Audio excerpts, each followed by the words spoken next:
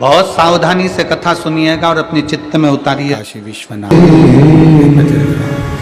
बड़ी मुश्किल से ये मानव का शरीर मिला है, बड़ी मुश्किल से ये नर्तन मिला है। और इतनी मुश्किल से अगर नर्तन मिला है, इतनी मुश्किल से यदि मनुष्य का शरीर मिला है और उसको यूं ही गवा दें हम, ऐसे ही छोड़ दें हम, तो हमारा जीवन व्यर्थ है।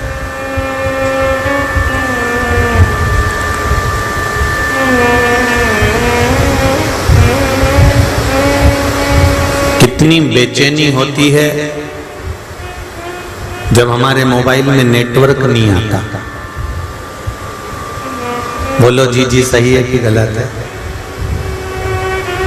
हमारे मोबाइल में नेटवर्क नहीं आता तो कितनी बेचैनी होती है कि अब मैं व्हाट्सएप कैसे चलाऊं, मैं फेसबुक कैसे चलाऊं, मैं यूट्यूब कैसे चलाऊं, मैं इंस्टाग्राम कैसे चलाऊं। कितनी बेचैनी। 2 बार तो मोबाइल बंद चालू करके देख लिया, ये चल क्यों नहीं दिया? तो किसी ने कहा बैलेंस नहीं होगा। नहीं, बैलेंस तो है। तो उसने कहा कि एक काम करो कि वो नेटवर्क दूसरी जगह चेंज करके देखो। तो उसमें 3-4 ऑप्शंस रहते हैं कि इस पे ले के क्लिक करा तो इस वाले ये BSNL से जुड़ गया कि जियो से जुड़ गया कि इससे जुड़ गया कि उससे जुड़ गया। उसने 3-4 जगह उसको जोड़ने का प्रयास किया।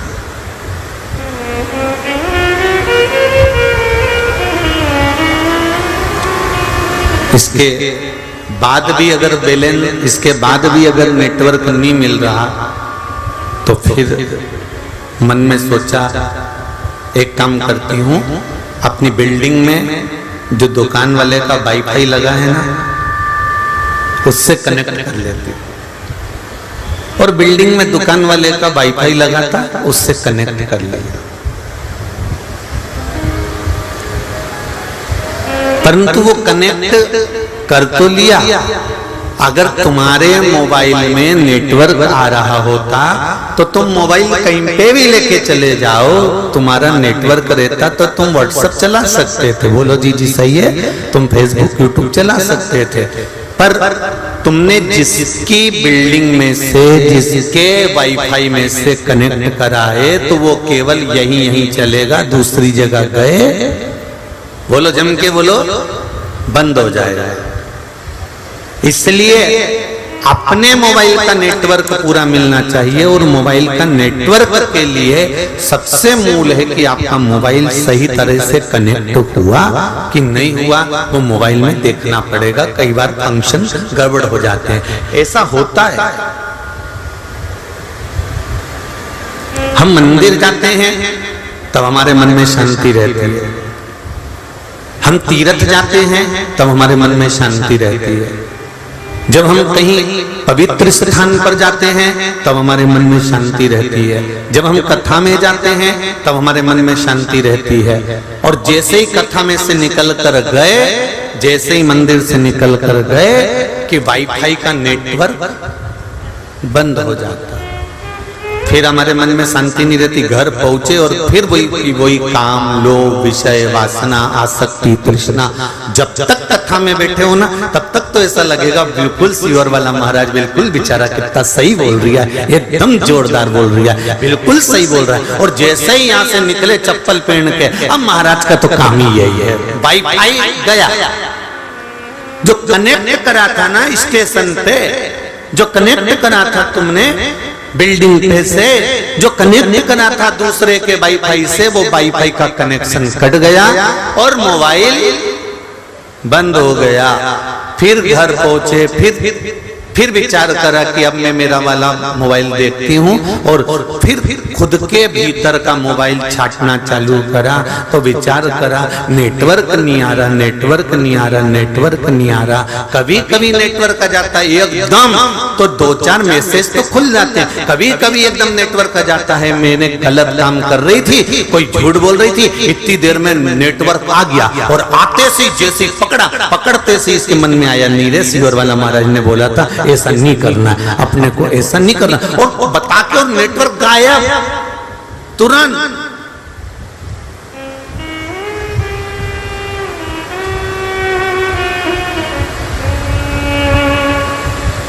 एक निवेदन है, दूसरी जगह के वाईफाई से कब तक अपना मोबाइल कनेक्ट कर कर रखोगे? बोलो, ईमानदारी की बात है।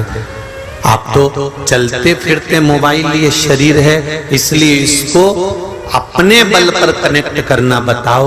उस ईश्वर से ऐसा इस शरीर को और इस आत्मा को जोड़ लीजिए कि फिर वाईफाई की जरूरत नहीं पड़े, डायरेक्ट चलता रहे। डायरेक्ट मैंने तेरे ही भरोसे, ओ बाबा तेरे ही भरोसे, हवा विच उड़ती जावांगी, बाबा डोर तो छठी कटी जावांगी, भोले मेरी बदन शंभो मेरी बदन। बाबा इस कनेक्शन को जोड़कर रखना। सारी समस्या का हल एक लोटा जल। ये एक लोटा जल नहीं है, ये पूरा नेटवर्क है ऊपर से नीचे तक का। आप मंदिर जाती हो, एक लोटा जल समर्पित करती हो, वो एक लोटा जल समर्पित करना और उस जल का स्मरण करना कितना सुखप्रद हो। ये निश्चित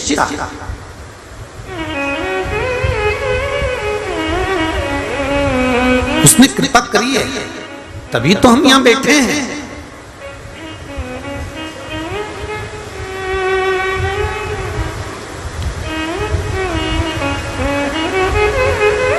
1.5 लाख 2 लाख लोग प्रतिदिन मोबाइल पर ऑनलाइन कथा श्रवण कर रहे हैं, जरा देखिएगा आप।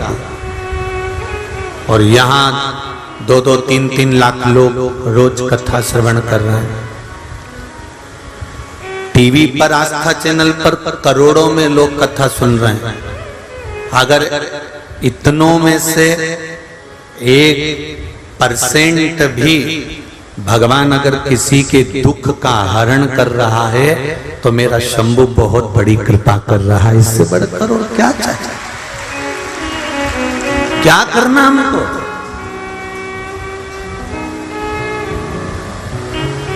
बस कर्म श्रेष्ठ होना चाहिए।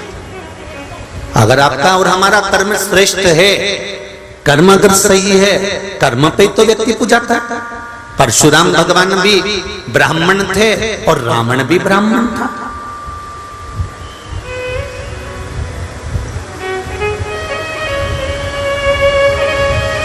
रावण भी शंकर भगवान की आराधना करते थे और परशुराम भगवान भी शंकर की आराधना करते थे।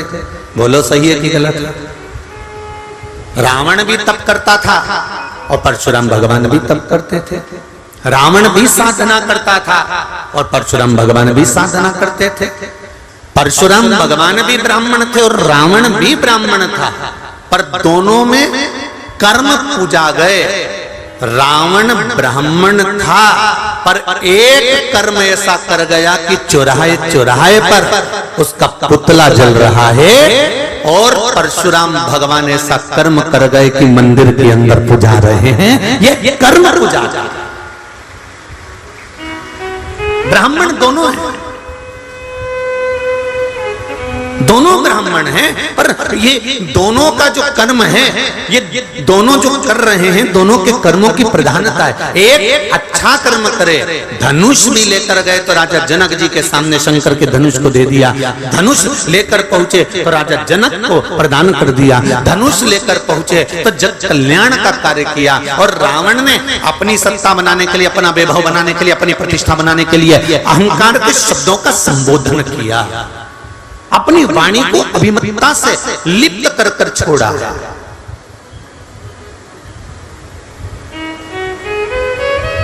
मत बुरे कर्म कर बंदे वरना पछताएगा, भगवान की आंखों से तो बच नहीं पाएगा। तो बच नहीं पाएगा। कोई जरूरी नहीं कि आप बहुत ऊंचे ओहदे पर बैठे हो तो आपका कर्म बुरा नहीं होगा। हो सकता है कि संसार में ऐसे कई लोग जन्म लेते हैं जिनका कर्म बुरा कर लेते हैं। बहुत विद्वान से विद्वान भी विद्वत्ता में लिप्त होने के बाद भी कर्म बुरा कर जाते हैं। रावण में क्या कमी थी? सब कुछ था, सोने की लंका थी, मंदोदरी साथ थी, भरा पूरा परिवार था, कुटुंब कबीला था, शिव का उपासक था, शंकर की आराधना करता था, जिसके ससुर जिसके पिता स्वयं भगवान शंकर के यहाँ पर यजमान पांडित्य कर्म करते हो, ऐसे विद्वान रावण का कर्म बिगड़ जाना ये सोचने वाली बात है कि क्यों, किस कारण से। जब व्यक्ति का अभिमान, व्यक्ति का अहंकार, व्यक्ति की अभिमत्ता, व्यक्ति की अकड़, व्यक्ति का अहम जब सामने आ जाता है तो उसका करा घरा सारा की सारा कर्म बेकार हो जाता है। ये समझना है हमको कि हमारी वाणी में, हमारे व्यवहार में, हमारी विद्वत्ता में कहीं अहम प्रवेश तो नहीं कर गया, कहीं अहंकार प्रवेश तो नहीं कर गया।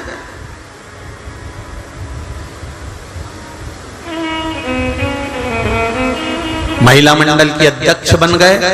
अभी तक तुम भाभी जी थे, अभी तक तुम जीजी थे, अभी तक तुम काकी जी थे, अभी तक तुम चाची जी थे, अभी तक तुम बुआ जी थे, अभी तक तुम नानी जी थे। जैसे पद मिला, पद मिलते से तुम्हारे को थोड़ा सा अभिमान आ गया। अब कोई कह भी रहा है तो तुम मुझे जानती नहीं हो क्या? मुझे में अक्ल नहीं है? मैं अध्यक्ष हूं।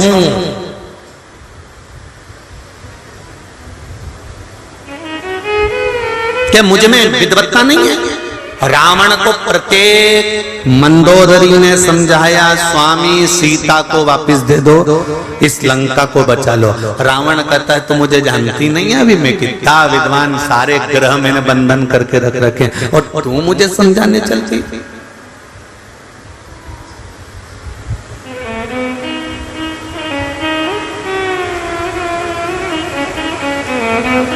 तो मुझे समझाने जा रही है। बहुत ऊंचे अवधे पर बैठने के बाद भी अगर अहंकार तुम्हारे साथ में है तो समझ लो कि तुम्हारा विनाश निश्चित है, विनाश निश्चित है।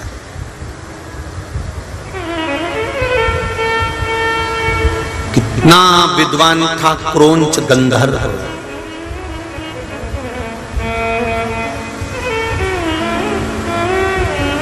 विद्वान था क्रौंच गंधर्व। कहते हैं क्रौंच गंधर्व अगर कोई गलत काम करता था तो उसको रोक देता था। ए तुम क्या कर रहे हो, क्या कर रहे हो तुम?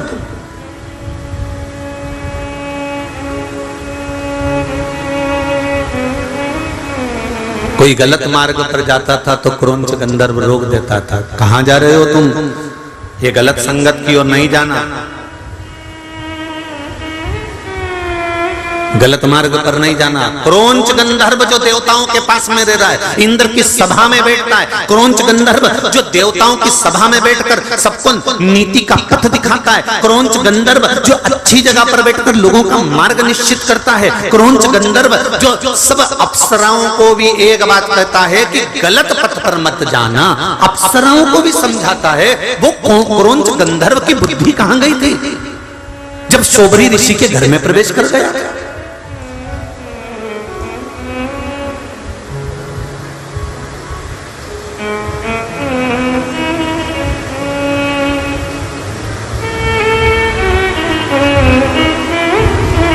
और किसके घर में गया?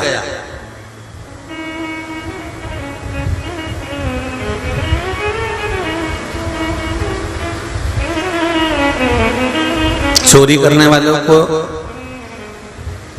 चोटों को और चोटियों को एक निवेदन है। चोरी करने के लिए बहुत घर पड़े हैं, मेला पड़ा हुआ है, मार्केट पड़ा हुआ है, बोलो सही है कि गलत है? पूरा बाजार पड़ा हुआ है, शादी ब्याह पड़े हुए हैं, बहुत सारी किटी पार्टियां पड़ी हुई हैं। अगर चोरी ही करना है तो ऐसी जगह जाकर करो। पर चोरी कितना पापी चोर होगा उसके पूर्वजों को कितना धिक्कारते होंगे देवता कि वो चोरी करने भी जाता है तो तीर्थ में और कथा में, जहां भक्त जाते हैं, जहां भगवान का भगत पहुंचता है, जहां भगवान का स्मरण करने वाला पहुंचता है, जहां भगवान का नाम जाप करने वाला पहुंचता है, तुम्हारा भाग्य कहां चले गया? क्या मेले नहीं लगते? क्या झूले नहीं लगते? क्या मार्केट में भीड़ नहीं होती? क्या मार्केट में नहीं जा सकते? चोरी करना है तो ऐसे जगह पर जाकर चोरी करो जहां भगवान का भजन ना हो रहा हो, जहां भगवान का कीर्तन ना हो रहा हो, जहां भीड़ भड़के में परमात्मा का नाम जाप ना हो रहा। चोरी करने का शौक है, भगवान ने तुम्हारे ललाट पर सील लगाकर भेजा है कि तुम चोरते हो तो चोरी करो, जाओ।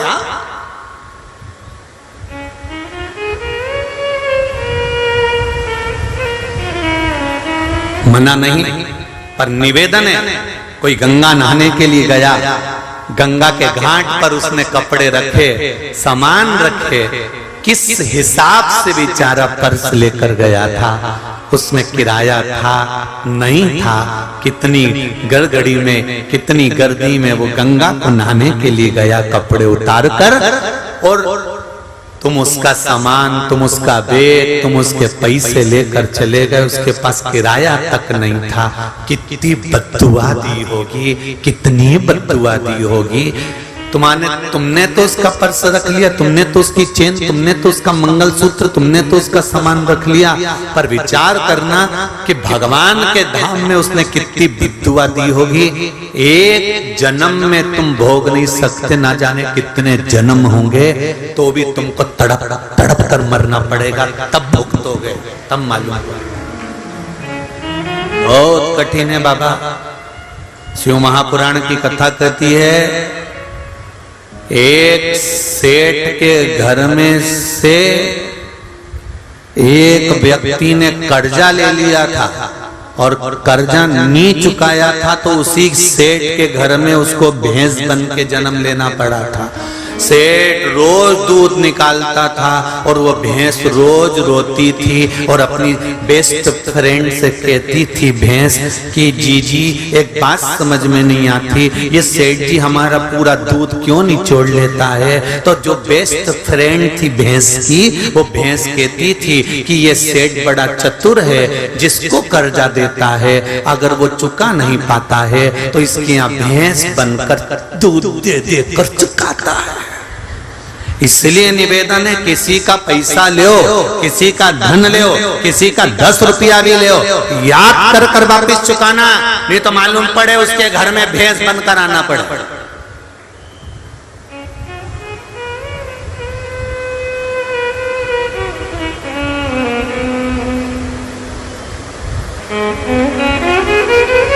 कितना भोगना पड़ता है। हमें बड़ा दुख होता है जब हम गधे को देखते हैं, हमें बड़ा दुख होता है जब हम किसी पशु पक्षी को देखते हैं, हमें बड़ा दुख होता है किसी जानवर को देखते हैं और वो जानवर भूख से बिलक रहा होता है, रोड पर चक्कर खाकर गिर रहा होता है, जब वो बैलगाड़ी को खींच रहा होता है, भूखा प्यासा वजन तोड़ कर जा रहा होता है, तब हमको दुख होता है।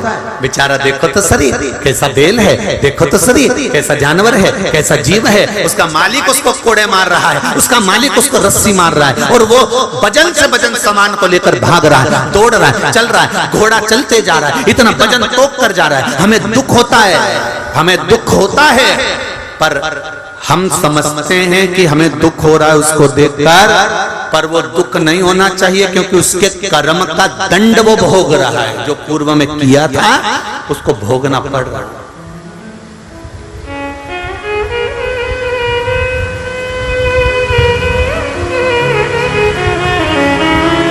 कितना कर्म का खेल है।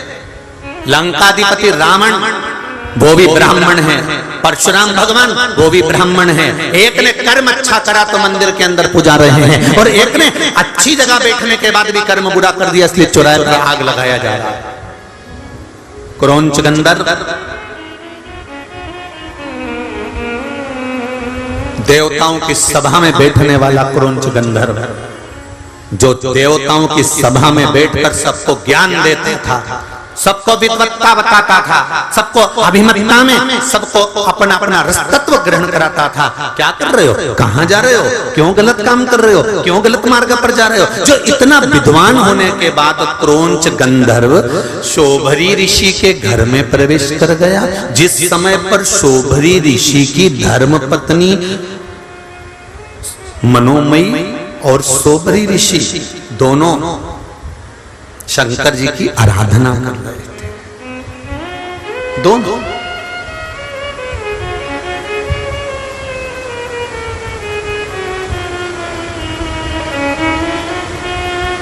इसको नहीं मालूम था,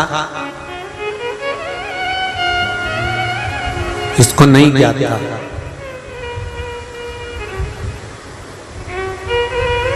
कि आज तृतीया तिथि है।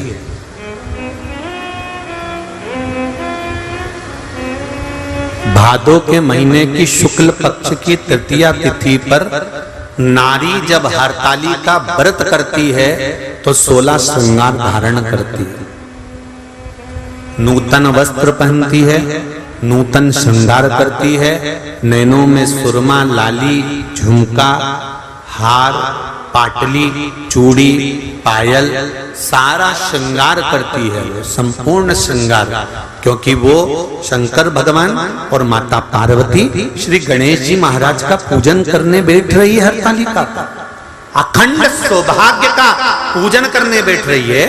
कुंवारी कन्या भी अगर हरतालिका तीज का व्रत करती है तो वो भी श्रृंगार कर कर बैठती है, भले मांग नहीं भरती पर श्रृंगार करती है, पूर्ण श्रृंगार।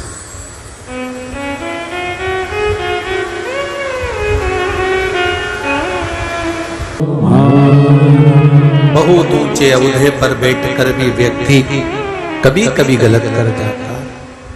क्रोंच गंधर्व को ये मालूम नहीं है कि आज शोभरी ऋषि के यहाँ जो पूजन हो रही है, वो रात्रि को जो पूजन हो रही है वो हरतालिका की है।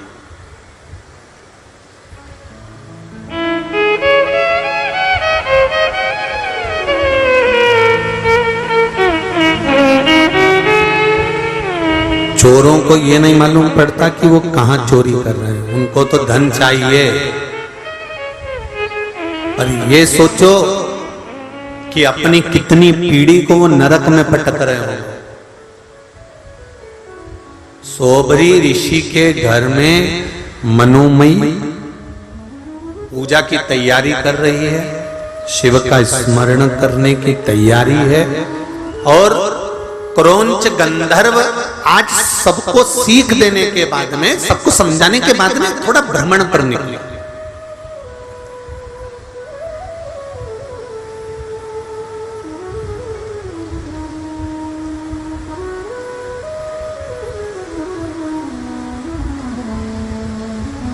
कितना बड़ा गंधर्व, कितने ऊंचे सिंहासन पर बैठने वाला, कितना लोगों को ज्ञान देने वाला।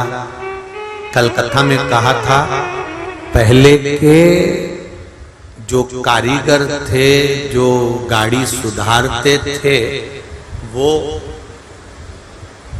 अलग ही होते थे। उनका गाड़ी सुधारने का तरीका कुछ अलग होता था।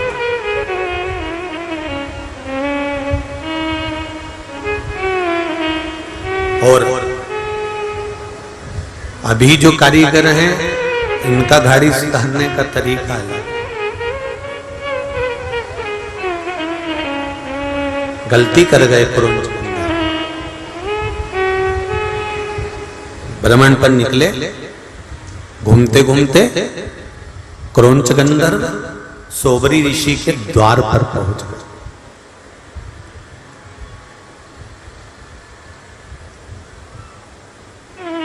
हरतालिका तीज के दूसरे दिन, तृतीया के बाद क्या आती है, जम के बोलो, जम, गणेश चतुर्थी, गणेश जी बैठते। अब स्त्री नारी पूरी रात जगी है, पूरी रात शिव की आराधना करी है, पूरी रात में 5 बार तो उसने स्नान किया है, 5 बार श्रृंगार धारण किया है, और श्रृंगार धारण कर कर पूजन कर कर भगवान शंकर की आराधना में डूबी हुई है, भजन में लगी हुई है। केवल एक काम है उसका, स्नान करना, पूजन करना, स्नान करना, पूजन करना, भगवान का भजन में तल्लीन रहना, भगवान के भजन में डूबी, उसका एक काम। उसके सिवाय उसके पास में रात में कार्य क्या है? जिस दिन व्रत है, जिस दिन साधना है, जिस दिन उसका उपवास है, उसको मतलब क्या किसी से?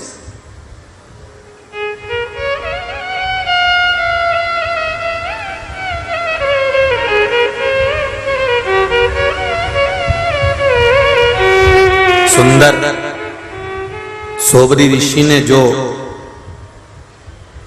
भगवान शंकर की पूजन के लिए जो पाटा रखा था, उस पर केले का पत्ता, केले के पत्ते के ऊपर शिवलिंग का निर्माण, पार्वती जी का निर्माण और गणेश जी का निर्माण किया। रात्रि को सुंदर फुलेरा बांध पूजन किए, बड़ा भाव से पूजन करिए, रात भर पूजन चली। पर क्या मालूम था कि इतना विद्वान जो सबको ज्ञान दे रहा है, जो सबको समझा रहा है, क्रौंच गंधर्व, वो भी गलती कर जाएगा।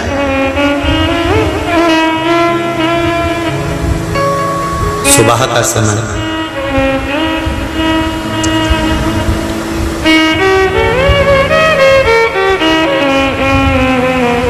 बहुत सुंदर बात लिखी है, थोड़ा सा समझने की बात है, बहुत ध्यान देना इसको। शिव महापुराण की कथा कहती है, हरतालिका व्रत के अंतर्गत जब आप सुबह ब्रह्म मुहूर्त तक पूजन कर लें, पूजन करने के बाद में भगवान का विसर्जन करने के लिए जब नदी पर, तालाब पर, जहां बहता पानी हो, जहां सुंदर जल हो, बावड़ी, तालाब, नदी, जहां विसर्जन करने के लिए भगवान शंकर का जाएं, तो जिसने व्रत करा होता है, जिसने उपास करा होता है, उसको विसर्जन तक जरूर जाना चाहिए। प्रयास।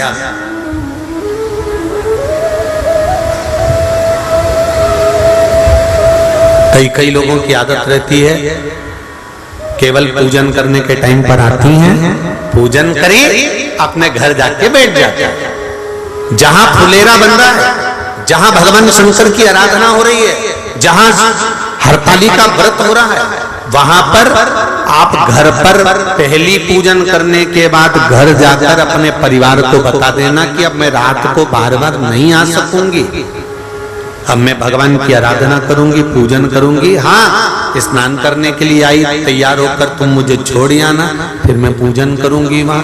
वो हो सकता है आना जाना, पर थोड़ा बैठ कर सत्संग, भजन, कीर्तन, श्री शिवाय नमस्तुभ्यम, या पंचाक्षर मंत्र नमः शिवाय, षडाक्षर मंत्र ओम नमः शिवाय, या भगवान का भजन वहां बैठकर करते हैं। क्रौंच गंधर्व ने गड़बड़ी कर दी, मनोमयी ने शंकर जी की आराधना करी, पूजन करी, और अपने पति से कहा, स्वामी स्वामी, क्या बात है मनोमयी, एक निवेदन करना चाहती हूं, बोलिए, क्या आप शंकर भगवान का विसर्जन कर कर आ जाएंगे? हाँ, चले जाता हूं।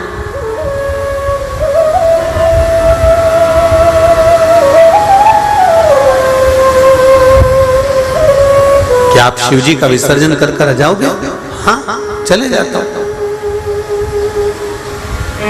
पूजन आपने करी है, अर्चना आपने करी है, आराधना आपने करी है, शिव को निमंत्रण देकर आपने बुलाया, तो छोड़कर भी कौन आएगा?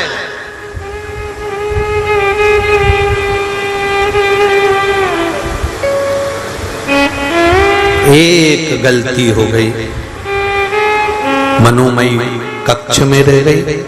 शंकर भगवान को पाटे पर, जो भगवान शिव चौरंग पर पाटे पर केले के पत्ते पर बने थे, पूजन जो हुई थी, वो सोबरी ऋषि लेकर चल दिए।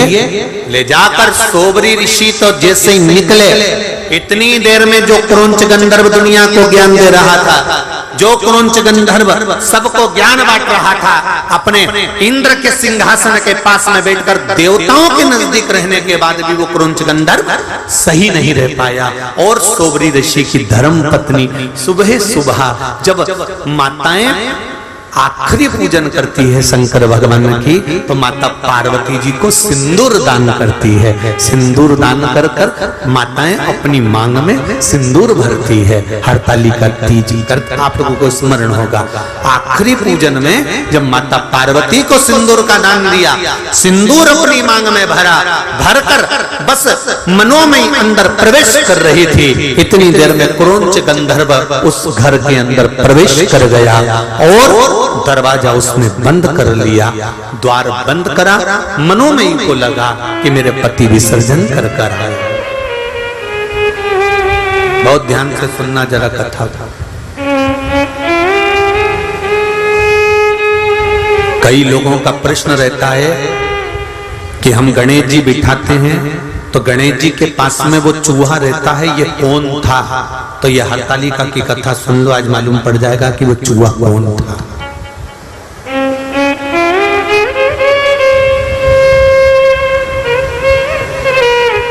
कई लोगों का प्रश्न है कि गणेश जी के साथ जो चूहा रहता है, हम गणेश जी बिठाते हैं तो चूहा साथ में रहता है, तो वो चूहा कौन था?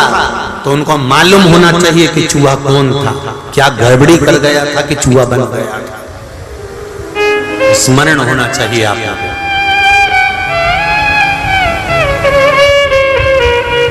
मनोमयी को लगा मेरे स्वामी आए, उसको भान नहीं हो पाया कि स्वामी नहीं है, ये तो क्रोंच गंधर्व प्रवेश कर गया। और गलत सोच से, गलत विचार से।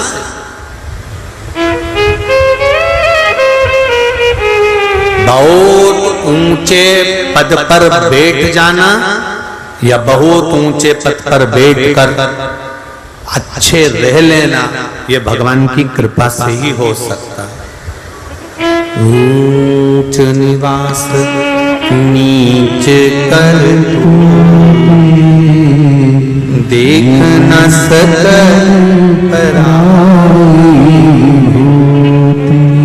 बहुत ऊंची गादी पर बैठ जाओ, बहुत ऊंचे सिंहासन पर बैठ जाओ, बहुत ऊंचे अहदे पर बैठ जाओ, बहुत ऊंचे सिंहासन पर बैठ जाओ और बैठने के बाद अपनी चित्त, अपनी बुद्धि, अपना विचार, अपनी वाणी, अपनी सोच सही बनाकर रख लेना बहुत कठिन बात।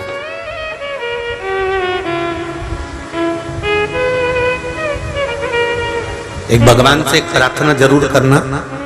आप लोग, मैं तो निवेदन करूंगा हिंगोली वासियों से भी, आस्था चैनल पर कथा सुनने वालों से भी, फेसबुक यूट्यूब पर कथा सुनने वालों से भी निवेदन करूंगा, भगवान से प्रार्थना करना, भगवान हमें ऊंचे सिंहासन पर बिठाना, हमें ऊंची गादी देना, हमें राशि ठाड़ देना, हमें दुनिया का सारा सुख देना, पर इतनी कृपा करना कि अपनी वाणी से, अपने द्वारा हम किसी को नीचा ना दिखाएं। अपनी वाणी से, अपने द्वारा हम किसी को नीचा ना दिखाया जाए, किसी को हमारी वाणी से चोट ना लगे, किसी को हमारी वाणी से कोई घात ना पहुंचे।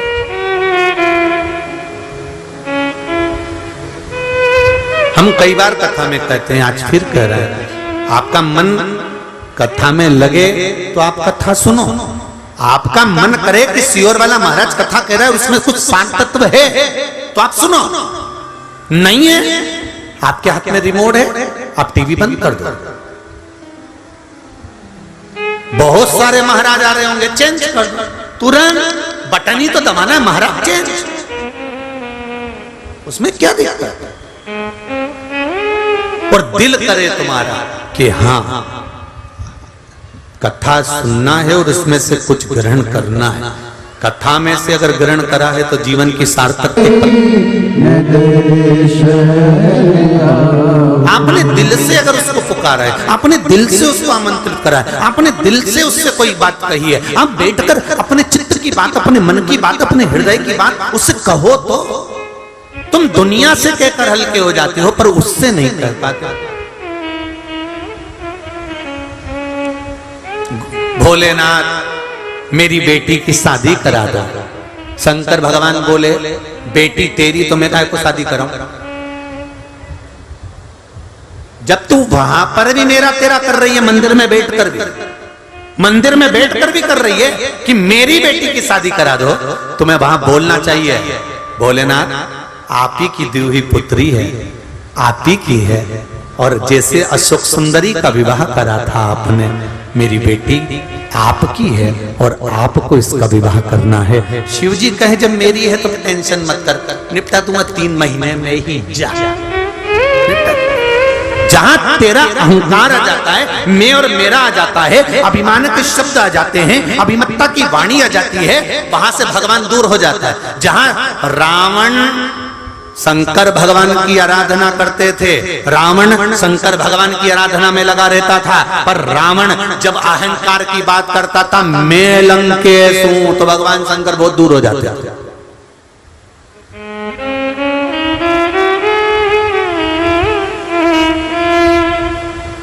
घर मेरा, परिवार मेरा, कुटुंब मेरा, कबीला मेरा। एक सेठ जी हमेशा यही के रोते थे, मेरा परिवार मुझे इतना चाहता है, इतना कि मैं 1 मिनट नहीं दिखूं तो हमारा घर का लोग मुझे ढूंढने निकल जाता है। तो इतने में गुरुजी आए उनके गांव में, गुरुजी ने कहा तुम्हारा परिवार तुम्हें इतना चाहता है, हम भी देखना चाहते हैं कितना चाहता है, तो एक काम करो ना, थोड़ी आधा घंटा के लिए मर जाओ। तो क्या आधा घंटा के लिए कोई मरता है क्या? नहीं, बस तुम ऐसा पानी पीते पीते लुढ़क जाना। गुरुजी बोले हम डॉक्टर को बुलवा के खिलवा देंगे, ये मर गया, उठना मत ही, बस हो आधे घंटे बाद हम उठा देंगे, हम भी तो देखें तेरा परिवार कितना तुझे चाहता है, चल मर। उसने कहा गुरुजी मेरे मरने पर मेरी पत्नी, मेरा बेटा, मेरी बहू, मेरा पोते को कुछ हो गया तो इसकी जवाबदारी कौन लेगा? क्योंकि वो मुझे बहुत चाहते हैं। गुरुजी बोले सबकी जवाबदारी हमारी, तुम मरो, पानी पियो जल्दी। और ऐसे पीते पीते गिलास समेत लुढ़क जाना, हम खिलवा देंगे डॉक्टर से कि तू मरी गया।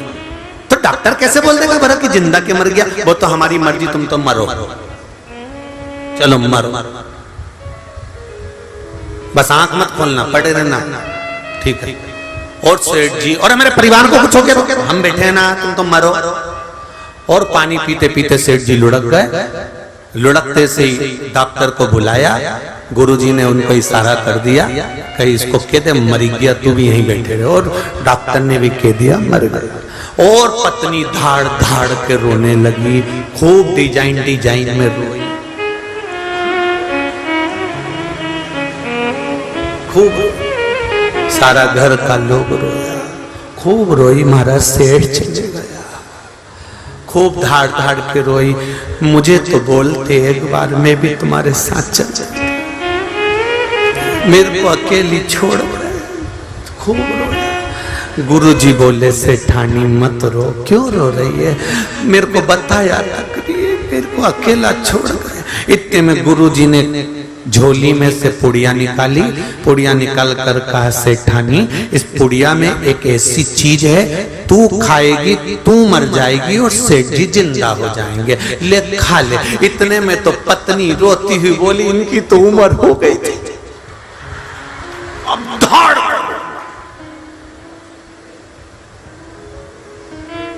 इनकी उम्र हो गई थी। सेठ जी उठने वाले थे, इतने में गुरुजी ने चिमटा खोल दिया, पड़े रहे चुपचाप। सेठ जी मन में सोचे अभी 3 दिन पहले तो कह रही थी तुम अभी तक ऐसे लगते हो बिल्कुल युवान जैसे, और अब क्या करी उम्र हो गई। छोरा रो रहा था, तू क्यों रो रहा? मेरे पापा चले गए, पिताजी चले गए, तू क्यों रोता? ले बूटी तू खा, तू खाएगा तू मर जाएगा, तेरा पिता जिंदा हो जाएगा। छोरा रोते रोते बोला पिताजी कह रहे थे सारा काम अब तुझे ही संभालना है, इसलिए इनको आराम से जाने दो। छोटा सा पोता वो रो रहा था, तू क्यों रो रहा है? मेरे दादाजी मर गए, तो रोने की क्या जरूरत है? अब मुझे कुरकुरा कौन दिलाएगा, चाउमीन खिलाने कौन ले जाएगा? भगर, भगर बोलते कि भग गया, बगर भगर जो वो कौन खिला? तो तू क्यों रोता? ले ये बूटी तू खा ले, तू मर जाएगा, तेरा दादा जिंदा हो जाएगा। इतने में से छोरा रोते रोते गुरुजी के गोदी में जाके बैठ गया, गुरुजी तुम्हारे कोई आगे नहीं, तुम्हारे कोई पीछे नहीं, तुम नहीं खा लो। गुरुजी गजब, सब मिलके गुरुजी को खवा रहे। इतने में गुरुजी ने सेठ जी से कहा, उठ जा उठ जा, नाटक बंद करो, उठ जा। अभी तो कह रहे थे कि मेरा घर, मैं मर गया, सब मर जाएंगे, मैं चला गया, सब रो रो के बेहाल हो जाएंगे, कोई बूटी नहीं खा रहा। और तू जोड़ जोड़ जोड़ 8 बजे से दुकान खोल कर बैठा, रात को 10 बजे तक ग्राहक आ रहा है, ग्राहक आ रहा है, ग्राहक आ रहा है, जोड़ जोड़ जोड़ जोड़ जोड़, शुगर, बीपी, ब्लड प्रेशर सब कर लिया शरीर में, नरक जैसा शरीर कर लिया। घुटने काम नहीं कर, कमर काम नहीं कर रही, आड़ा टेढ़ा होके चले। भगवान से के भगवान भगवान, अब भगवान भी क्या पूरा शरीर बेकार करा जोड़ जोड़ के, जिनके लिए मरा के उनसे कि थोड़ा आधा घंटा बैठो मेरे शरीर की मालिश करो, छोरा से के 1 घंटा बैठ मेरे शरीर की मालिश कर। पत्नी से बोल, जिसको कमा कमा कर दिया था, जिस छोरे के लिए बिल्डिंग बना कर दी थी, उसको बोल, पोते को बोल कि मैंने इतना छोड़ कर जा रहा हूं, मेरे शरीर का देख रेख करो। कोई नहीं आएगा, इस शरीर को खुद को भोगना पड़ेगा। अकेले आए थे भेरू, अकेले ही जाओगे, कोई काम नहीं आएगा, न जगदम्बा न चंद्रघंटा, किसी काम की नहीं। इसलिए निवेदन है, अपने कर्म का दंड अपने को भोगना है, कोई दूसरा नहीं भोगेगा। ये तो खजूर वाली चोटी बन, चचा तुम अच्छे से रहो, अपने कर्म का भोग भोगना। इसलिए प्रतिदिन शिव महापुराण की कथा 2 बजे से 5 बजे तक आती है, कभी 1 बजे से 4 बजे तक आती है। अपने जीवन की सार्थकता को सिद्ध करिए, और बन सके तो 1 लोटा जल शंकर को चढ़ाना प्रारंभ करो, अपना जीवन संवारने के लिए। मत करो दान, नहीं चाहिए किसी को धन तुम्हारा, 1 रुपया भी नहीं दे सकते, मत दो किसी को। तुम अपना समय भी नहीं दे सकते, मत दो। तुम अपना धन दौलत किसी को नहीं दे सकते, मत दो। पर 1 लोटा जल तेरे घर में जो फ्री का मिल जाता है, वो फ्री का ही लोटा उठा ले और उसी जल को चढ़ाना चालू कर दे, तो तेरी जिंदगी संवर जाएगी। ये सारे पत्र लोगों ने जो जल चढ़ाया है, ये उसका प्रमाण है कि हमें बाबा ने क्या दिया है। मौत के मुंह से निकाल कर लिया है।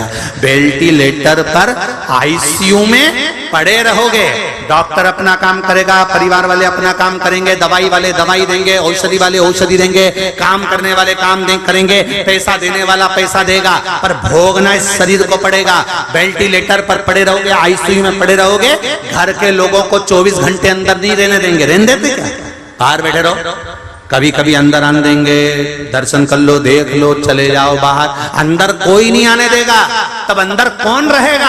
शिव महापुराण की कथा कहती है, जो तुमने 1 लोटा जल चढ़ाया है, तुम्हारे पलंग पर वो शंकर बैठा मिलेगा, हर पल हर घड़ी हर क्षण मिलेगा।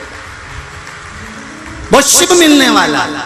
अकाल मृत्यु वो मरे जो काम करे चंडाल का, काल उसका क्या बिगाड़े जो भक्त हो महाकाल का। अपना समय निकालो, भगवान शंकर को 1 लोटा जल।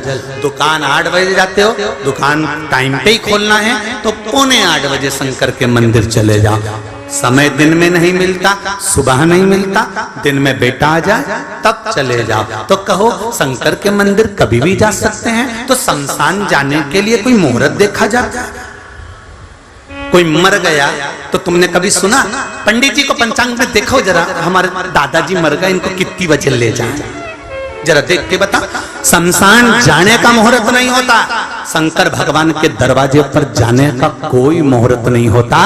शिव जी कहते हैं, जिंदगी भर मुहूर्त देखने वाला भी अंत में बिना मुहूर्त के चला जाता है। कोई मुहूर्त शंकर के पास का नहीं होता। शंकर तो अड़भंग बैठा है, कैलाश पर्वत में दरवाजा नहीं है। तुमने कभी सुना कि कैलाश पे दरवाजा, इधर से जाना, दरवाजा है उधर से जाना? भगवान के बैकुंठ में दरवाजा है, इंद्रलोक में दरवाजा है, ब्रह्मलोक में दरवाजा है, सारे लोक में दरवाजा मिलेगा, गौलोक में दरवाजा मिलेगा, पर कैलाश पर्वत पर दरवाजा नहीं मिलेगा, क्योंकि शंकर जी के पास दरवाजे का काम ही नहीं है। वो कहता है कपाट के चक्कर में झंझट हो, इसलिए दरवाजे का काम नहीं। तुम्हारी मर्जी पड़े जब आ जाना, एक लोटा पानी चढ़ा वो अपने घर चले जाना, बाकी का मैं सब निपट लूंगा, तुम तो हाजिरी भरो, रिजल्ट में दे दूंगा। क्यों टेंशन करते?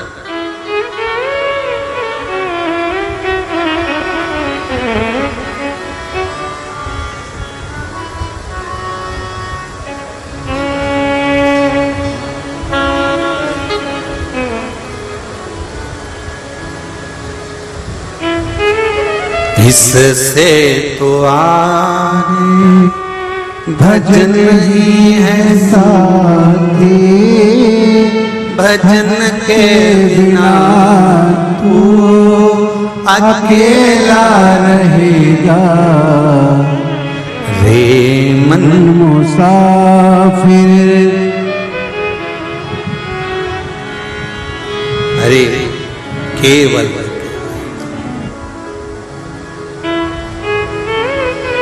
रे मन मुसाफिर, निकलना पड़ेगा, काया को खाली करना पड़ेगा, रे मन मुसाफिर, निकलना पड़ेगा, काया कुटी खाली करना पड़ेगा।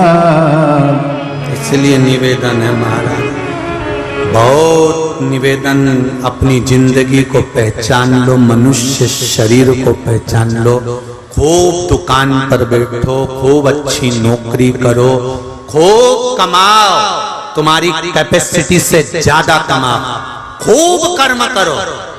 हम कभी मना नहीं करते कि तुम दुकान छोड़ दो, घर छोड़ दो, ये आज तक नहीं बोला होगा। एक बात जरूर बोली कि खूब कमाओ और दिल से कमाओ। प्रत्येक महाराज प्रवचन में कहते हैं कि दुकान से मुंह हटाओ, घर से मुंह हटाओ, पर श्योर वाला तो एक ही बात कहता है, तुम 24 घंटे खूब कमाओ, मना नहीं है। क्योंकि हम मना भी कर देंगे तो कोई तुम हमारी कहना मानने वाले हो क्या? तो हम क्यों मना करें, फालतू का झंझट में पड़े। तुम तो खूब कमाओ, तुम्हारी कैपेसिटी से ज्यादा कमाओ, पर अपनी कमाई का थोड़ा सा भाग अपने शरीर पर भी खर्च करो, क्योंकि ये रहेगा तो ही तो आनंद ले पाओगे जिंदगी का। अगर यही नहीं तो जिंदगी कैसे जियोगे साहब? अपने ऊपर खर्च करो, थोड़ी बादाम बादाम। कभी कभी दुकान पर भी जूस बुलवा लिया करो। तुम जूस इसलिए नहीं बुलवाते क्योंकि वहां पे 3-4 नौकर भी रहते हैं, इस चक्कर में तुम जूस नहीं पी पाते, और तुम जूस नहीं पी पाते तो नौकर तुम्हारा जूस निकाल कर पी जाते हैं। इसलिए निवेदन, कोई दिक्कत नहीं, 3 नौकर हैं तो 3 गिलास उनका भी बुलवा, वो भी तो काम करते हैं, कोई बात नहीं। अरे गुरुजी इतना खर्चा हो जाएगा, कोई बात नहीं। शिव कथा कहती है जितने हमारे यहाँ काम करते हैं उतनों के भाग्य का शंकर खुद देते चले जाता है। आप क्या टेंशन लेना। तुम्हारे घर में 4 मेहमान आते हैं तो उससे पहले व्यापार अच्छा चल जाता है। लोग कहते हैं दिवाली पे व्यापार अच्छा चलता है, तो दिवाली पे व्यापार क्यों अच्छा चलता है? क्योंकि दिवाली पर तुम गुजिया बनाते हो, चकली बनाते हो, मिठाई बनाते हो। किसके लिए बनाते हो? अपने लिए? नहीं नहीं, लोग मिलने आएंगे तो उनको खिलाना पड़ेगा। जब 4 लोग हमारे घर में आते हैं तो उससे पहले मेरा महादेव तुम्हारा व्यापार ऐसा चला देता है कि ये 4 आएंगे तो इनके भाग्य का भी तो देना पड़ेगा, इसलिए उनके भाग्य का तुमको एक्स्ट्रा देता है परमात्मा। इसलिए कभी ये मत सोचो कि कोई आएगा तो हमारे यहाँ कम हो जाएगा। नहीं, अगर अतिथि देवो भव, अगर कोई आया है तो उसके भाग्य का मेरे देवाधिदेव ने पहले दे दिया या बाद में देगा, पर देगा जरूर, ये निश्चित है।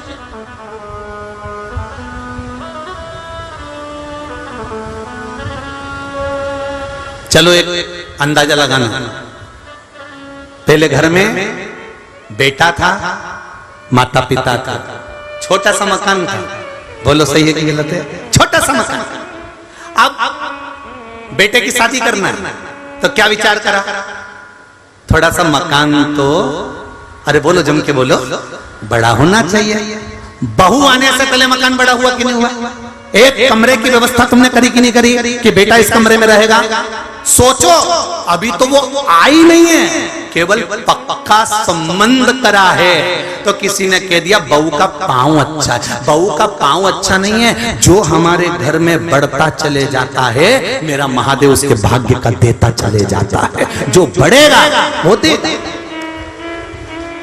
फिर किसी ने कहा हमारे दादाजी थे जब हमारे यहाँ खूब धन था, दादाजी गए तो धन चले गया। मतलब अगर भगवान किसी के भाग्य का दे रहा है तो जो चला गया, अब तुम्हारे यहाँ से जो नौकर चले जाएगा तो उसकी तनख्वाह थोड़ी ना तुम दोगे, तो जो गया उसका हिस्से का देना महादेव ने बंद कर दिया कि अब इसके हिस्से की चाय नहीं दूंगा, इसके हिस्से का खाना नहीं दूंगा। जो आ रहा है उसके हिस्से का दे रहा है, जो चला गया उसके हिस्से का भी चला गया।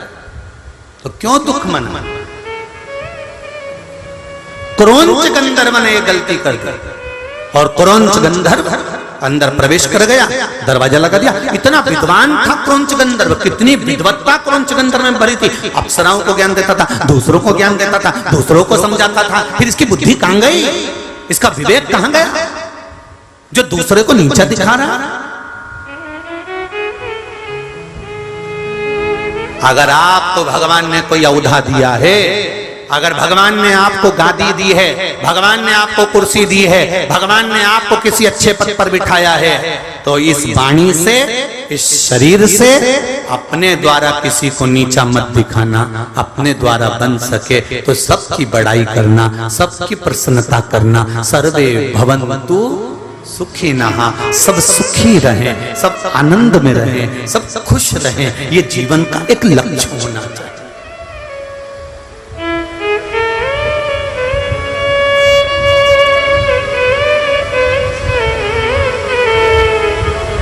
अपने मन से आप भगवान का गुणगान करो। मत बुरे कर्म कर वरना पछताएगा, भगवान की आंखों से तू बच नहीं पाएगा, तू बच नहीं पाएगा। महाराज दुकान पर नौकरी में जो कमाया वो परिवार के लिए कमाया। 7 दिन हिंगोली में जो तुम ये बैठ कर कथा सुन रहे हो, शिव मंदिर में जाकर 1 लोटा जल चढ़ा रहे हो, ये पुण्य तुम्हारा परिवार के लिए नहीं, ये अपने लिए है। 1 लोटा जल जो तुमने चढ़ाया है ये कब काम आएगा ये आपको मालूम पड़ जाएगा।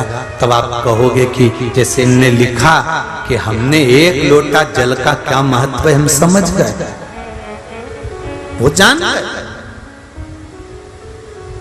क्या महत्व है जल का, क्या महत्व है शंकर जी के मंदिर जाने का, क्या महत्व है बेलपत्री चढ़ाने का, क्या महत्व है चावल के दाने को समझ। मेरा शंकर, मेरा दयालु, मेरा दातार कोई साधारण नहीं हो सकता।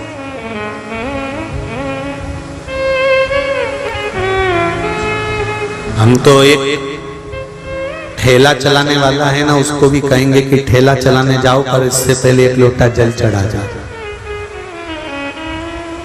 बेलपत्री नहीं है ना, जो शिव जी पे चढ़ी हुई बेलपत्र है ना, उसी को उठाओ, धो, चढ़ा, वही चाहिए। उसका फल कितना है, उसका आनंद कितना है। मेरे भोले तेरी नौकरी सबसे बढ़िया है, सबसे भोले बाबा तेरी नौकरी सबसे बढ़िया है, सबसे खरी। जब से तेरा गुलाम हो गया, तब से मेरा भी नाम हो गया, जब से तेरा गुलाम हो गया, तब से मेरा भी नाम हो गया। वरना वो काट क्या थी मेरी, सबसे बढ़िया है सबसे खरी। ओ मेरे भोले तेरी नौकरी, सबसे बढ़िया है सबसे खरी। मेरी किस्मत का जब गुल खिला, तब जाकर के ये दर मिला। मेरी किस्मत का जब गुल खिला। हिंगोली वालों, ये लाइन आप लोगों के लिए, अग्रवाल परिवार, ये लाइन आप लोगों के लिए जो जजमान बने हैं 7 दिन के प्रतिदिन पूजन के, ये लाइन आपके लिए। मेरी किस्मत का जब गुल खिला, तब जा कर के ये दर मिला। मिल गई मुझको चौखट तेरी, सबसे बढ़िया है सबसे खरी। ओ मेरे भोले तेरी नौकरी, सबसे बढ़िया है सबसे खरी। ये उसकी कृपा से, उसकी दया से, उसकी उदारता से। हिंगोली वालों ने भी नहीं सोचा होगा कि शिव महापुराण की कथा वो भी सावन भादो के महीने में यहाँ श्रवण करने को मिल जाएगी। सोचा नहीं होगा, पर कहीं पुण्य इकट्ठा हुआ होगा तो हो गई महाराज। ये शिव खूब तिजोरी का माल लुटाया है। ये शिव महापुराण की कथा नहीं है, ये कुबेरेश्वर बाबा की तिजोरी का माल है। सीहोर से हम आते हैं कुबेरेश्वर धाम से, तो अकेले नहीं आते, हमारा बाबा स्वयं अपनी तिजोरी खजाना लेकर चलता है। जिसने 7 दिन में बटोर लिया, जो रह गया वो रह गया। जिसने बटोरा वो 3 महीने में देख लेगा कि क्या क्या मिल गया। जो रह गया वो रह गया जो रह गया। हिंगोली के बाहर से ढेर लोग कथा सुनने आ रहे हैं। हाथ उठाओ रे जो हिंगोली के बाहर के, जरा निगाह उठा के देखिए कितने लोग बाहर से, हिंगोली के बाहर से जो कथा सुनने आए उनको देख लो, रख लो। अब जो हिंगोली के हैं वो हाथ उठा लो जरा, ये देखो। अब जरा विचार करिए, धरिए। श्री शिवाय नमस्तुभ्यम। 2-5 हजार रुपए का डीजल भी लगाया होगा, ड्राइवर भी करा होगा, गाड़ी भी लाए होंगे, 2-3 घंटे चलकर रास्ते से यहाँ तक आए होंगे। भूखे प्यासे कैसे कैसे रहे होंगे। वो तो यहाँ पर संस्थाओं ने बहुत सेवा कर रखी है, उनको बहुत बहुत धन्यवाद है। बहुत सेवा करी है महाराज। श्री गजराज बाबा गणेश मंडल ने, श्री उड़ावा फ्रेंड्स क्लब ने, श्री विशाल व्यायामशाला ने, तुलसी मानस मंडल, हिंदू हृदय सम्राट बाला साहेब ठाकरे व्यायामशाला ने, हनुमान व्यायामशाला ने यहाँ बहुत व्यवस्था कर रखी है। मारवाड़ी युवा मंच हिंगोली ने निशुल्क सेवा रहने की, भोजन की निशुल्क व्यवस्था, और सुबह दोपहर शाम चाय भोजन की व्यवस्था निशुल्क रख रखी है। इतनी सेवा यहाँ के जो लोगों ने करी है, धन्यवाद देता हूँ आपको, बहुत बहुत साधुवाद। और मेरे युवान बेटा बेटी जो सेवा में लगे हैं, लड़के जो युवान बेटा बेटी लगे हैं, जो अपना दुकान छोड़कर यहाँ भोलेनाथ की सेवा में लगे हो, चिंता मत करना। मेरा शंभू, तुमने उसको समय दिया है, वो तुम्हारे लिए समय निकाल कर दौड़ कर आएगा, ये निश्चित है, ये निश्चितता है। केवल शिव पुराण लेकर नहीं आए, कुबेरेश्वर बाबा खुद खजाना लेकर आता है। जिसने बटोर लिया, जो रह गया वो रह गया। आस्था चैनल के सामने बैठकर, फेसबुक यूट्यूब के सामने बैठकर कथा सुन रहे हो, ये अंदाजा लगाकर सुनना कि मेरा बाबा मेरी झोली भरेगा और एक ना एक दिन मुझे भी शिव महापुराण की कथा में बैठने का मौका मिलेगा, मेरा बाबा मुझे बैठाएगा, ये विश्वास है।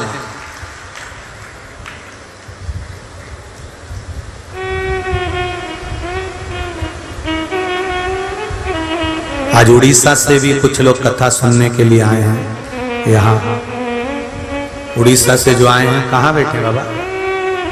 उड़ीसा वाले खड़े हो जरा, कहाँ बैठे? आप ही हैं? श्री शिवाय नमस्ते।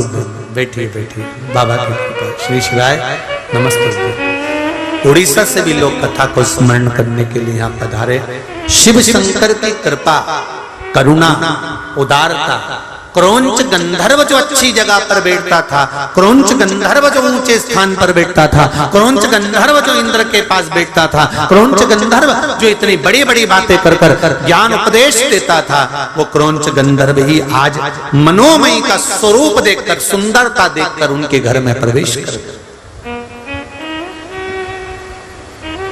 देखिए,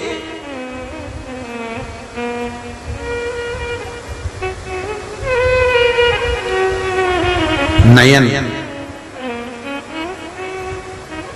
बहुत पाप करवाते, नयन बहुत पाप करवाते हैं। एक बगीचे में संतरे देखे आंख ने, किसने देखे? आंखों ने। लालच जाग गया जीवान को, जीवान ने कहा मन को, मन ने कहा पांव को, चलो। पांव गए वहां, पांव चढ़ गए ऊपर, पांव ने कहा हाथ से तोड़ लो, हाथ ने तोड़ा, लेकर नीचे आए।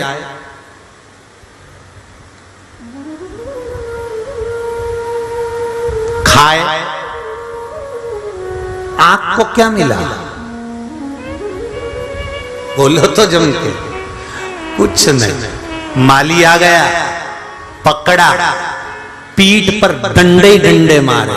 बताओ, देखी थे इसने, कहा इससे, इसने पांव से, पांव ने हाथ को, हाथ तोड़कर लाया। जीवान को संतुष्टि मिल गई, पेट में संतरा गया, मार पीठ को पड़ गई और रो।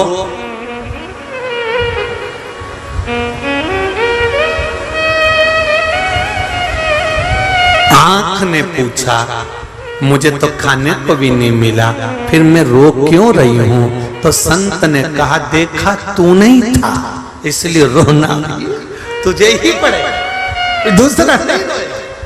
तूने देखा है इसलिए रोना तुझे पड़े।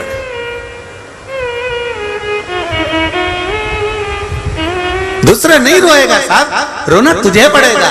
और रोए, शिव पुराण कर रही है। क्रौंच गंधर्व इतना विद्वान होने के बाद गलती कर गया और पहुंच गया मनोमयी के कक्ष में। जैसे ही मनोमयी के कक्ष में गया, मनोमयी को तो लगा कि मेरे पति शंकर भगवान का विसर्जन करने गए थे, आ रहे होंगे। रात भर की जगी हुई मनोमयी नैनों में नींद सा समा रहा था, बैठी और क्रौंच दरवाजा बंद करे इतनी देर में बस द्वार बंद हुआ था और मनोमयी का हाथ क्रौंच गंधर्व ने पकड़ा था।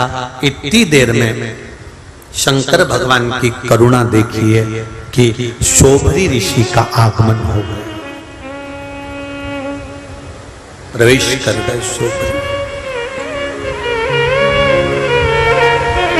शोभरी ऋषि आए, दरवाजा बंद था। मनोमयी ने दरवाजा खोलने के लिए हाथ बढ़ाया, क्रौंच गंधर्व ने मनोमयी को खींचा, आवाज लगाई मनोमयी ने, जो चिल्लाई।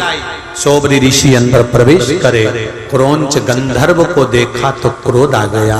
अरे एक क्रौंच, तू गंधर्व है, देवताओं के साथ बैठता, कम से कम ये तो अंदाजा रखो कि तुम कहां बैठ रहे हो। बैठने पर भी कीमत बढ़ जाती है।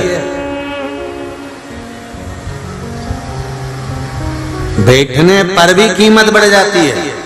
मक्खी सब्जी पर बैठती है, सब्जी तोली जाती है, मक्खी उस सब्जी के साथ तुलती है तो उसकी कोई कीमत नहीं होती। मक्खी कबाड़े के साथ तुलती है तो उसकी कोई कीमत नहीं होती। मक्खी दूध दही के साथ तुलती है तो उसकी कोई कीमत नहीं होती। मक्खी रद्दी के साथ तुलती है तो उसकी कोई कीमत नहीं होती। पर मक्खी सुनार की दुकान पर जाकर सोने पर बैठ जाए तो कांटा धीरे धीरे आगे पीछे होने लगता है। मक्खी की कीमत 5,000 हो जाती है। 5,000। एक मक्खी का वजन 5,000 हो गया, क्योंकि सोने पर जाकर बैठ गई। कबाड़े पर बैठी थी, कोई कीमत नहीं। सब्जी पर बैठी, कोई कीमत नहीं। दूध दही पर बैठी, कोई कीमत नहीं। और वही मक्खी जब सोने पर बैठी तो उसकी कीमत बढ़ गई। उसी तरह ये विचार करा करो कि कथा में बैठे हो तो कीमत कितनी है आपकी, जरा विचार करिए। और वो चौराहे पर बैठ जाओ, जबरदस्ती गप्पा मारो, ने पान की दुकान पर खड़े रहो और गप्पा मारो तो क्या कहीं का लुंगाड़ा होगा। कौन जाने की ऐसी अवड़ला है वो, तो कहीं काम है, खड़ा है तो खड़ा, कौन पूछे उसको, कौन जाने उसको, कौन देख रहा है। कीमत अच्छी जगह बैठने की कीमत है कितनी। यही कागज, ये जो कागज होने ना इतने सारे, यही कागज अखबार में काम आता है। बोलो आता है कि नहीं आता अखबार में? अखबार में काम आता है तो अखबार छपता है, अखबार छपता है तो उसको लोग पढ़ते हैं। पढ़ने के बाद उस अखबार पे बाद में समोसा खाते हैं। बोलो सही है कि गलत है? यही कागज जो अखबार में लगा, वही कागज गीता प्रेस गोरखपुर भेज दो, उस पर रामायण गीता छप जाए। भला कोई रामायण को फाड़कर समोसा खाएगा? नहीं।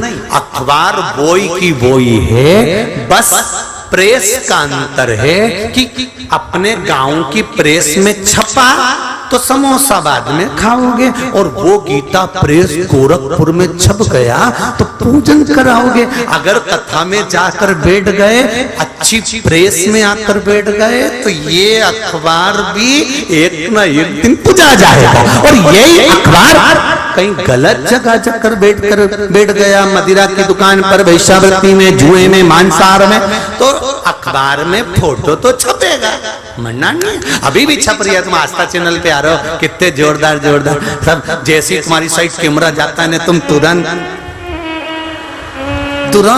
कितनी इतना अंदाजा तुम लोगों को रहता है कि कैमरा आया, तुरंत कितना अंदाजा लगाकर बैठी हो कि कैमरा पहुंचा और तुम्हारा व्यवहार चेंज हुआ तुरंत। बस जैसा कैमरा तुम पे पहुंचा और तुमने अपना व्यवहार चेंज करा, ऐसा कैसा ही तो भगवान करा कि कथा तुम में पहुंची और तुम लोटा लेके शंकर जी के मंदिर जाओ, तब लगे कि व्यवहार चेंज तो होना चाहिए ना। कथा का इफेक्ट तो पड़ना चाहिए, अंतर तो आना चाहिए। कितना कहते हैं लोग हम बदलेंगे, बोलो बोलो जम के बोलो जरा। गायत्री परिवार वाले बोलते हैं हम बदलेंगे, अरे जम के तो बोलो हम बदलेंगे, युग बदलेगा, हम सुधरेंगे। कब सुधरोगे? नहीं, वो दिन और तारीख निश्चित करना रह गई थी बस, बाकी और कोई बात नहीं। तुम सुधराए तो जब तुम्हारे आने से पूरा घर सुधार दिया तुमने, तो फिर सुधारने वाली बात ही नहीं। तुम सुधरे तो हो, सबका समय चेंज कर दिया तुमने आते से ही। तुम्हारे आने से चेंज हुआ है तो तुम बदल सकते हो। प्रत्येक मनुष्य में वो बल होता है कि वो तख्ता बदल सकता है। जब कलयुग को एक लोटा जल चढ़ाकर तुम शिवयोग बना दिए हो तो कोई साधारण नहीं हो सकता, साधारण नहीं हो सकते। आज गांव गांव में, नगर नगर में, शहर शहर में, मोहल्ले मोहल्ले में, छोटे से छोटे शंकर मंदिर में भी जरा जरा से बच्चे स्कूल की ड्रेस पहनकर लोटा जल चढ़ा रहे हैं। तो ये कलयुग नहीं, ये शिव युग है। नवयुवक बच्चे सिर पर त्रिपुंड लगा रहा है। बेटा बेटियों को शर्म नहीं आ रही गले में रुद्राक्ष पहनने में, क्योंकि उनको मालूम है अगर गले में रुद्राक्ष होगा तो किसी की हिम्मत नहीं, बल देता है शंकर का रुद्राक्ष। शिव का वो रुद्राक्ष बल प्रदान करता। कई माताएं पूछती हैं हम मंगलसूत्र पहनते हैं तो क्या रुद्राक्ष? मंगलसूत्र के साथ में रुद्राक्ष का एक दाना भी अगर आपके साथ में है तो ये निश्चित है कि तुम्हारे गले का मंगलसूत्र कभी नहीं उतरेगा, ये निश्चित है। रुद्राक्ष कोई साधारण है क्या?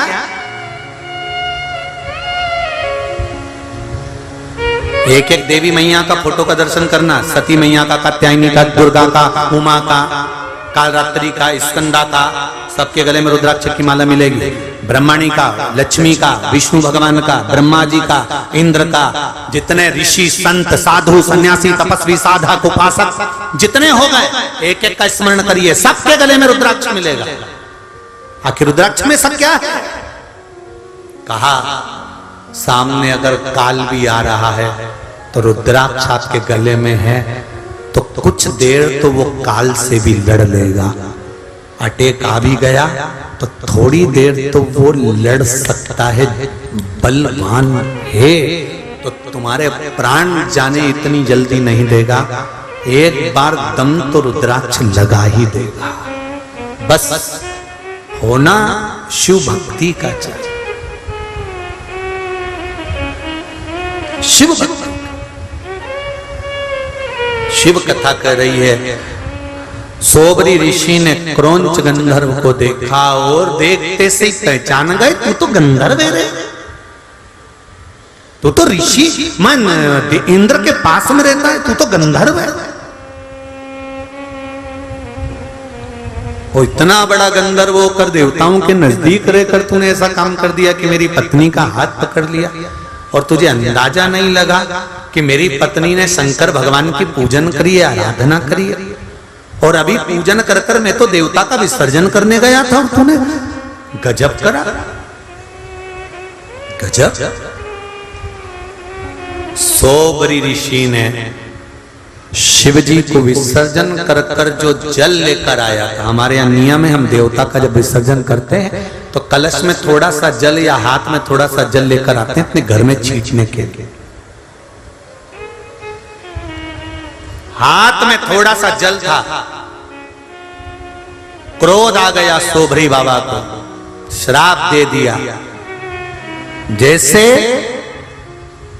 तू मेरे घर में प्रवेश करा है ये देखकर मैं तुझे श्राप देता हूं कि तू चूहे की योनि में चला जाएगा, मूसक बनेगा तू चूहा।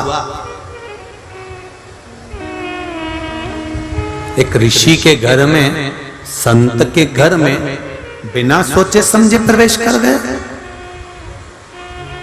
बिना सोचे बिना पूछे। मैं तुझे श्राप देता हूं, मेरा श्राप है तुझको, और मैं तुझे श्राप देता हूं कि तू चूहे की योनि में, मूसक की योनि में चूहा बनेगा। क्रौंच गंधर्व रोता है, बिलखता है, सोबरी ऋषि के चरण पकड़ता है। तो सोबरी ऋषि ने कहा ये तूने जो उपद्रव करा, तूने जो गलती करी, ये मेरी नहीं, इस मनोमयी की करी है। उसका व्रत था, उपास था, हरताली का व्रत था। कितना विधान है हरताली का, तीज का। नारी सुबह से लेकर पूजन तक रात्रि भर कुछ नहीं पाती है, ना पानी पीती है, ना चाय, न दूध, न भोजन, यहाँ तक मुख में थूक राल भी आती है तो नहीं निकलती है। इतना उस व्रत का विधान। पाटे पर केले का पत्ता रखकर शिवलिंग का निर्माण करती, पार्वती जी का निर्माण करती, गणेश जी का निर्माण करती, विद्वान ब्राह्मण को बुलाकर पूजन करवाती। रात भर 5 समय, वैसे आटोयाम का समय पूजन करो, मना नहीं, पर 5 समय की पूजन ये नारी प्रदोष काल से जब थोड़ा सूर्य का अस्त होता है उसके समय पर, उसी के बाद वो पूजन करना प्रारंभ कर देती है और शिव की आराधना करती है। मौली, चंदन, रौली, हल्दी, अबीर, गुलाल, चावल सब शिव को समर्पित कर, फूल, पत्तियां, शमी पत्र, बेल पत्र, आंख का फूल, जहां जहां से पुष्प प्राप्त हो जाए वो पुष्प, 7 वृक्ष की पत्तियों को तोड़कर भी शंकर को समर्पित करते हैं। कई लोग कह रहे थे गुरुजी हमारे इधर, हमारे यहाँ हरताली का व्रत नहीं होता तो क्या हम फुलेरा अपने घर में जो शंकर जी हैं उन पर बांध सकते हैं? नहीं। जहां हरताली का व्रत होता है, हरताली का तीज होती है, वहीं जहां शिवलिंग बनता है, माताएं पूजन करती हों, वहां फुलेरे का दर्शन, वहां फुलेरे का ध्यान देना। और हरताली का तीज का व्रत माताएं करती हैं, बेटियां करती हैं। अगर किसी कारणवश माता व्रत नहीं कर पाती, उसका स्वास्थ्य खराब हो गया या कोई कारण हो गया, तो उस व्रत को उसके पति को करना चाहिए। पर हरताली का जो व्रत है, हरताली का तीज का जो व्रत है, ये मरते दम तक नहीं छूटता, आखिरी तक भी ये व्रत रहता है, इस व्रत को छोड़ा नहीं जाता। इसलिए फुलेरे का दर्शन ऐसा नहीं है कि आप अपने घर में बांध लो और एक बार बांध लिया, कथा सुनकर किसी और वाले महाराज ने कथा सुनाई तो बांध लिया, ऐसा नहीं। जहां शिवरात्रि का, जहां हरताली का पूजन होता है, जहां हरताली का तीज का पूजन होता है, वहां फुलेरा बंधना चाहिए। हाँ, शंकर भगवान के मंदिर में फुलेरा मंदिर के अंदर बांध सकते हो, फिर कोई मना नहीं, उसका दर्शन आप कर सकते, उसका स्मरण आप कर सकते। दूध, दही, शहद, घी, शक्कर पूजन की थाली में सब रखकर शंकर भगवान के वस्त्र, नारी का अखंड सौभाग्य की सामग्री, वस्त्र आदि रखकर शिव जी का पूजन कर, संकल्प कर, हरताली का तीज की कथा पढ़ भगवान शंकर का स्मरण किया जाता।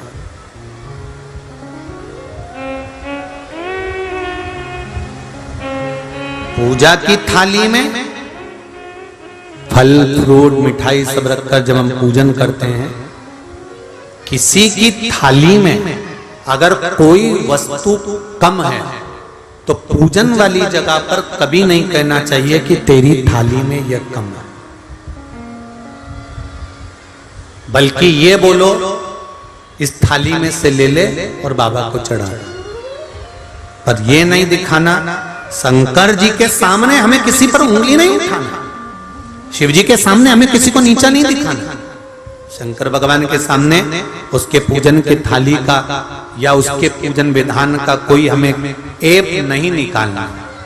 दुनिया के लोग शंकर भगवान की कथा में, पूजन में अगर ऐब निकालते हैं, मुंह बनाते हैं या मुंह सड़ाते हैं, भगवान उनको कैसा सड़ाता है फिर वही जानता है। इसलिए भगवान की पूजन में कभी मुंह मत बनाओ। मेरा नई नई बहुओं से भी निवेदन है कि बहुओं, सास अगर पूजन करती है, बछवा रस की पूजन करी, तीज की करी, चतुर्थी की करी, तो बहुओं का मुंह थोड़ा सा सड़ता है, मुंह बनाती हैं बहुएं, तो उनसे निवेदन है कभी मुंह मत बनाओ, कभी मुंह टेढ़ा मत करो, कभी मुंह ना सड़ाए, क्योंकि उसके यहाँ पर देरी नहीं होती है।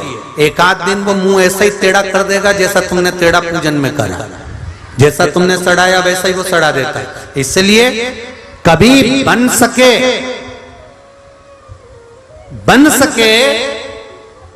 तो किसी कार्य में हाथ अड़ाओ, हाथ आगे बढ़ाओ कार्य के लिए, अच्छे कार्य के लिए, पर अच्छे कार्य में अपना पांव मत अड़ाओ कि मैं ये नहीं होने दूंगा, मैं ये नहीं करने दूंगा। अच्छा करे, करो।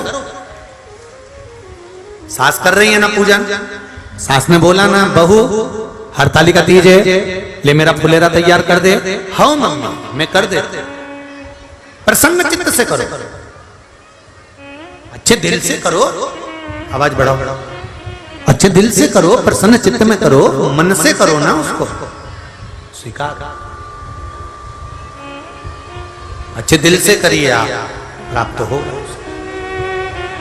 माँ ने कहा 16 सोमवार के व्रत करें, किसी ने संकट सोमवार किसी ने करें, 16 सोमवार संकट सोमवार करें, रखो हाथ। उसमें कथा आती है, राजा ने रानी से कहा पूजन का सामान ला के रख दे। रानी ने दासी से कहा, सेविका से कहा जाओ पूजन का सामान रखिए। और उस रानी को दर दर की ठोकर खाना पड़ी थी। सुनिए ना 16 सोमवार की कथा, संकट सोमवार की। उस रानी को दर दर की ठोकर खाना पड़ी थी। शिव महापुराण की कथा कहती है, अगर बहू को मौका मिले, बेटियों को मौका मिले, घर के किसी व्यक्ति को मौका मिले कि शंकर जी के लिए ये सामान लाना है, खुश होकर लाइए, प्रसन्न होकर लाइए। हाँ मम्मी मैं कर देती हूँ, हाँ माँ मैं कर देती हूँ, मैं तैयारी कर देती हूँ, मैं ये काम कर देती हूँ, मैं इसको कर देती हूँ। प्रसन्न होकर, आनंद के साथ, प्रसन्नता के साथ उसको करो। और जब आप किसी कार्य को प्रसन्नता से करेंगे, भगवान उसे स्वीकार करेगा।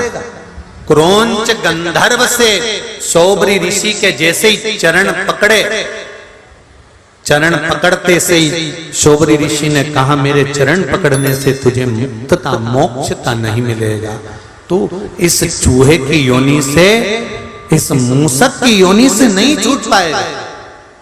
तो मुझे करना क्या? कहा मनोमयी के चरण पकड़ ले। जिसने पूरी रात जागकर तप किया, साधना करी, पूजन करी, शिव की आराधना करी, तो उसके चरण पकड़। उसके चरण जब पकड़े क्रोंच गंधर्व ने, तब मनोमयी ने कहा क्या बात है गंधर्व, गलती हो गई है तुमसे, पर आगे से ये गलती ना हो। मैं तुम्हें वर देती हूं, मेरे पति ने तुमको चूहा बनाया है, मूसक बनाया है, पर तुम मेरे चरण पूजन करने के बाद पकड़े हो, इसलिए मैं तुम्हें वर देती हूं कि तुम गणेश जी के साथ पूजाओगे और उनका साथ दोगे और उनके साथ रखाओगे। यह क्रोंच गंधर्व को वर दिया। अब इस कथा को सब समझ लेना जरा अच्छे से।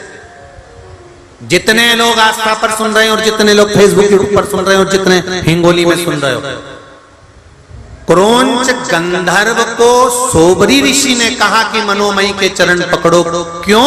क्योंकि मनोमयी ने व्रत करा था, साधना करी थी, उपवास करा था और भगवान की आराधना करी थी, पूजन करी थी, इसलिए उनके चरण पकड़ा है। हमारे यहाँ आज भी नियम है, जो पूजन करती है, सास ने पूजन करी या बहू पूजन कर कर उठी, तो उसका नियम होना चाहिए कि सास अगर किसी बड़ी पूजन से उठती है तो बहू को उसके चरण पकड़ना चाहिए। और अगर बहू पूजन कर कर उठी है तो भी घर के बड़ों के चरण पकड़ना चाहिए। क्या होता है उससे कि उसकी जिंदगी में कभी उसको दुख नहीं झेलना पड़ता, उसकी जिंदगी सुखमय निकलती है। मात्र पूजन करने वाले। अब इसको लोग समझते तो है नहीं। उन्होंने कहा महाराज जी हाओ, पांव पड़ने से कुछ होता है? अगर पांव पड़ने से कुछ होता तो बात दूसरी है। तो शिव पुराण उठा के देख लो, मार्कंडे जी की उम्र कितनी थी? मात्र छोटी सी उम्र में मार्कंडे जी को मरना था, प्राण छूटना थे मार्कंडे बाबा को, पर उनको कह दिया अगर जितने भी बड़े मिले उनको प्रणाम करते जाना और रोज सबको प्रणाम करता था। एक दिन माता पार्वती निकल कर जा रही थी, इसको भान नहीं था, ये स्त्री समझकर प्रणाम कर लिया। छोटे से बच्चे को माता पार्वती ने वर दे दिया, आयुष्मान भव, और वो आयुष्मान भव हो गया। और फिर मार्कंडे को जब मरने का समय आया, यमराज के दूत पकड़ने के लिए आए, तब शंकर के गण वहीं पर खड़े थे। उन्होंने कह दिया ये मर नहीं सकता मार्कंडे, इस मार्कंडे ऋषि को, इस मार्कंडे को कोई मार नहीं सकता। क्यों? पार्वती जी का वर है। तो पार्वती ने कब वर दे दिया? पार्वती जी को बुलाया, आपने इसको कब आशीर्वाद दिया? पार्वती जी बोली मैंने तो आशीर्वाद ही नहीं दिया इसको। मार्कंडे ऋषि का लेख चित्रगुप्त महाराज ने देखा, कहा माता जी आप स्त्री के वेश में, एक ब्राह्मणी के वेश में निकल कर जा रही थी। एक छोटा सा बच्चा दौड़ते हुए आकर आपके चरणों में गिरा था, आपका पांव छुआ था, तो आपने आशीर्वाद दिया था चिरंजीवी भव, आयुष्मान भव, याद करो। माता बोली हाँ मैंने आयुष्मान दिया था, मैंने वर दिया था। बस तो इस बालक की आयु आपके आशीर्वाद से बढ़ गई है। जब बड़ों को हम प्रणाम करते हैं तो हमारे को भी चिरंजीवी आयुष्मान होने का और जीवन में सुखी होने का वर अवश्य प्राप्त होता है। इसलिए बड़ों का आदर करना चाहिए, प्रणाम करना चाहिए, नमन करना चाहिए। क्रोंच गंधर्व से गलती हुई, उसको पहचानना बड़ा कठिन है। जो एक बार शंकर को जान गए, मेरे बाबा को जान गए, जो एक बार मेरे विश्वनाथ को, मेरे कुबेर भंडारी को, मेरे महाकाल राजा को, मेरे ओंकारेश्वर को पहचान गए, फिर वो कभी जीवन में कहीं धोखा नहीं खा सकता। कहीं पर थोड़ा दुख अगर भारी होगा तो फाइल दबाने में समय जरूर लग सकता है, पर एक बात याद रखना, अगर एक बार शंकर के हो गए ना तो झुकने तो नहीं देगा वो कभी किसी के आगे, ये निश्चित झुकने नहीं देगा वो। उसके बल पर जीना, उसकी आस पर जीना और उसके विश्वास पर जीना।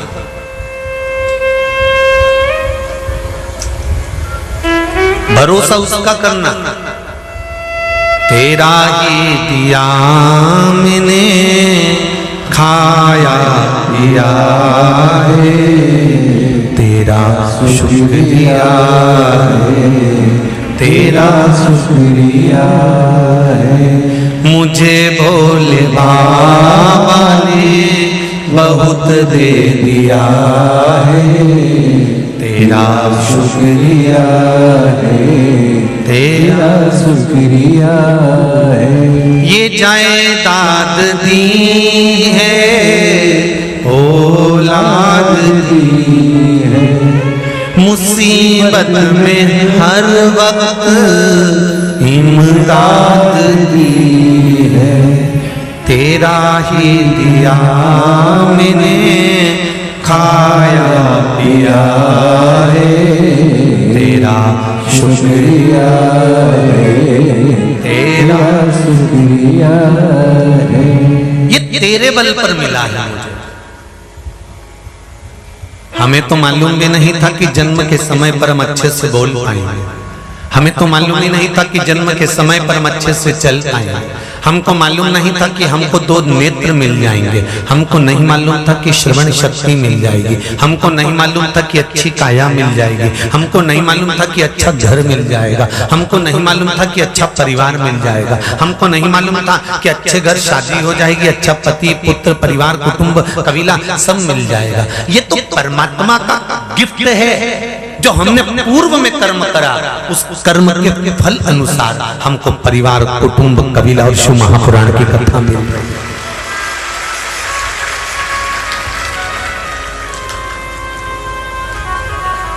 शंकर भगवान की कथा श्रवण करने को मिल रही है आपको। ये आपका रोज प्रतिदिन भगवान को धन्यवाद देना कि ये तेरी कृपा से मिल रही है। रोज मोबाइल का डाटा मैं फालतू मैसेज कर कर खत्म करता था। मैं मोबाइल का डाटा फालतू की बातें देखने में खत्म करता था। मैं मोबाइल का डाटा दिन भर लोगों की निंदा करने में खत्म करता था। मैं मोबाइल का डाटा दिन भर लोगों की बुराई ढूंढने में खत्म करता था। पर आज मुझे गौरव महसूस होता है कि मेरा मोबाइल का डाटा भी शिव के काम आ रहा है। ये मोबाइल का डाटा भी शंकर के काम आ रहा है। मुझे ये गौरव महसूस हो रहा है। मेरा शरीर ही नहीं, मेरा रोम रोम नहीं, यहाँ तक कि मेरा मोबाइल भी शिव का हो गया है, शंकर के लिए हो गया है, शिव के काम आ रहा है। उस बेटी ने हेडफोन लगाकर अगर थोड़ी देर वेंटिलेटर पर पड़े रहकर उसने अगर कथा श्रवण करी है तो उसकी इंद्रियों में कहीं शिव था। उसके 3.5 करोड़ रोम छिद्र में शंकर समाया हुआ था। उसकी 21,600 श्वास जो प्रतिदिन निकल रही थी, उस श्वास में कहीं शंकर था। इसलिए शिव अंदर भ्रमण कर रहा था और वो शिव जैसे ही फिर श्रवण हुआ तो बाहर निकल कर प्रकट हो गया। फिर श्वासें आ गई, फिर इंद्रियां काम करने लगी।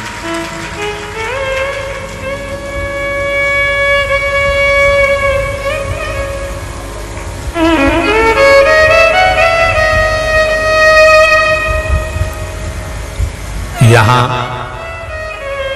आए हो आप, बुलाने वाला शिव है, सुनाने वाले शिव हैं, कराने वाले शिव हैं और सुनने वाले भी शिव हैं। कोई दूसरा नहीं है।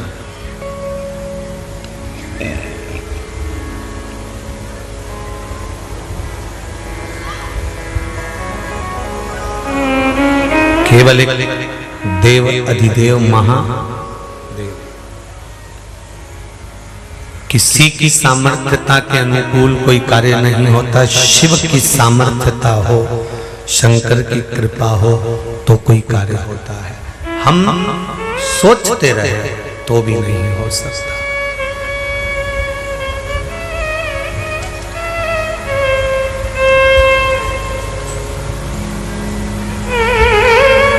हम तो बाबा से ये प्रार्थना करें कि बाबा अगर प्राण कभी छूटे भी ना तो बनाना तो तेरे कुबेरेश्वर धाम का कंकर बना देना, वही बहुत बहुत।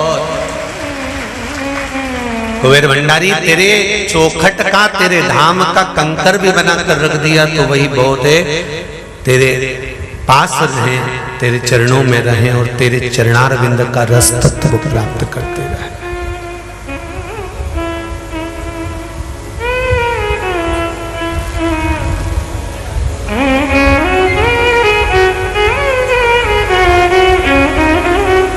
महाराज शिव कृपा, शंकर की दया, उदारता, करुणा, हम भगवान की भक्ति की इच्छा कभी समाप्त मत होने देना।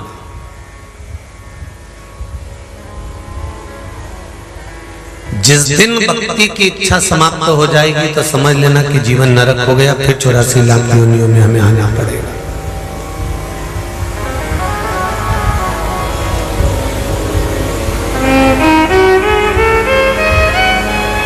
दूसरे की बुराई ढूंढने में, दूसरे की निंदा करने में, दूसरे की बुराइयां ढूंढने के लिए विष्णु पुराण में लिखा है कि 7 जन्म भी कम पड़ जाते हैं। कितने जन्म? 7। क्या ढूंढने में? दूसरे की निंदा करने में, दूसरे की बुराई ढूंढने में, दूसरे के बुरे तत्व को ढूंढने में, दूसरे की मात्र बुराई छांटने में 7 जन्म भी कम पड़ जाते हैं। और खुद की बुराई बाहर निकालने में महाराज एक पल भी नहीं मिल पाता। एक पल हमको अपनी बुराइयां ढूंढने का नहीं मिल पाता। मैंने जो किया अच्छा किया, मेरे परिवार ने जो किया अच्छा किया, और दूसरे ने करा तो बेकार। शिव पुराण में थोड़ा सा हटकर लिखा है, शिव पुराण में थोड़ा थोड़ा अटकल लिखा है। जैसे एक बात शिव महापुराण की बड़ी अच्छी लिखी है कि मुट्ठी बांधे आया जग में, हाथ पसारे जाएगा, क्या तू लेकर आया जग में, क्या तू लेकर जाएगा। पर शिव महापुराण का उमाखंड कहता है कि मुट्ठी बांधे आया जग में, हाथ पसारे नहीं जाएगा, जाएगा तब कुछ ना कुछ लेकर जाएगा। क्या लेकर जाएगा? ये कपड़े, ये आभूषण, ये रत्न, ये माणिक, ये मोती, ये सोना, ये चांदी, ये हीरे, ये पन्ने, ये रिश्ते, ये नाते, ये कुटुंब, ये बंगला, ये गाड़ी, सब छूट जाना है। अंत समय में मुट्ठी बांधे आया, हाथ पसारे जाएगा, क्या लेकर आया, क्या लेकर जाएगा। कोई कहे तो कह देना उमाखंड में कहा खाली हाथ नहीं जाएगा। तूने जो शंकर भगवान पर एक लोटा जल चढ़ाया है, बेलपत्र चढ़ाई है, शिव स्तुति करी है, शंकर का भजन करा है, शिव महापुराण की कथा को श्रवण करा है, शंकर का अनुमोदन करा, श्री शिवाय नमस्तुभ्यम मंत्र का जाप करा, पंचाक्षर मंत्र नमः शिवाय, षडाक्षर मंत्र ओम नमः शिवाय, महामृत्युंजय मंत्र का जो जाप करा, तूने भूल से कभी शंकर के लिए एक अन्न का दाना भी दान करा है, तूने शंकर के लिए एक रुपया भी कभी निकाला है, तूने शंकर के मंदिर में जाकर एक लोटा अगर जल भी चढ़ाया है, शंकर का नाम भी भूल से लिया है, तो तू खाली नहीं जाएगा। जो तूने भजन करा वो तेरे साथ ऊपर तक जाएगा और परमात्मा के देखने तक पहुंचाएगा। वो तेरे साथ जाने वाला है, अकेला नहीं, खाली नहीं जाएगा, भरा हुआ जाएगा।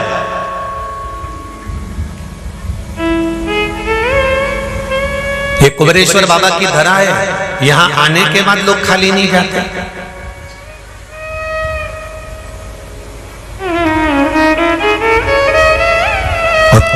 आप सबसे निवेदन है, यहां से जाया करो ना, और जाओ ना तो एक दूसरे का मुंडा देख के जाना, 3 महीने बाद ये वापिस तुम्हारे को मिलने वाली है, पक्का। और ये केवल ये मत सोचना कि महाराज व्यासपीठ से बोल रहे हैं। हम जब जब किसी से मिलते हैं उससे एक ही बात कहते हैं कि जिनके साथ में आए हो बाबा कुबेरेश्वर के धाम में, बाबा को नमन कर कर कंकर को शंकर मानकर उसकी आराधना कर कर अगर जा रहे हो और दिल से 108 बार श्री शिवाय नमस्तुभ्यम का जाप कर कर जा रहे हो, दिल से उसको कह कर जा रहे हो, तो 3 महीने तक बेग को वैसा की वैसे ही रखे देने दो। 3 महीने के अंदर वापिस वही बेग लेकर आना पड़ेगा, वही बेग। और कई लोग कहते हैं महाराज तो पगला हो गया, ऐसा होता है तो ले जाके रख देना बेग और बाबा से कहकर जाना। सियोर वाला महाराज भले वो 3 महीने में यहाँ नहीं मिलेगा, पर हम 3 महीने के अंदर कथा करते हैं, बाहर वापिस आते हैं, फिर कथा करते हैं, फिर आते हैं, फिर जाते हैं, ऐसा आना जाना तो हमारा लगा रहता है। पर हम आपसे ये नहीं कह सकते कि हम आपसे मिलेंगे, और ये जरूर है कि बाबा जो तारीख को आप आए हो और बाबा से विनय कर कर गए हो, उसका 3 महीना अपनी डायरी में लिख के रखना। बाबा बुला लेगा और बहुत प्रेम से बुलाएगा और बुलाकर तुम्हें आनंद प्रदान करेगा। कल से श्रावण का महीना प्रारंभ हो जाएगा। जो माताएं श्रावण के सोमवार का व्रत करती हैं वो पशुपति व्रत मत करना। जो श्रावण के सोमवार का व्रत नहीं करती हैं वो पशुपति व्रत कर सकती हैं, उनको पशुपति व्रत करने का मना नहीं। पर यदि श्रावण का व्रत आप पहले से करते आ रहे हो, श्रावण महीने का व्रत करते आ रहे हो, या श्रावण के महीने में तुम सोमवार करते आ रहे हो, तो फिर पशुपति व्रत ना करते हुए इसको 1 महीना, भले 2 हुए हो, 3 हुए हो, 4 हुए हो, रोक दो। फिर अगला जब श्रावण पूर्ण हो जाए फिर जो सोमवार आए फिर चालू कर दो। पर अगर श्रावण का व्रत करते हो तो, और अगर श्रावण का व्रत नहीं करते हो तो पशुपति व्रत चालू है, मना नहीं। श्रावण के महीने में जल चढ़ाने के पात्र 2 कर लो। कितने पात्र कर लो?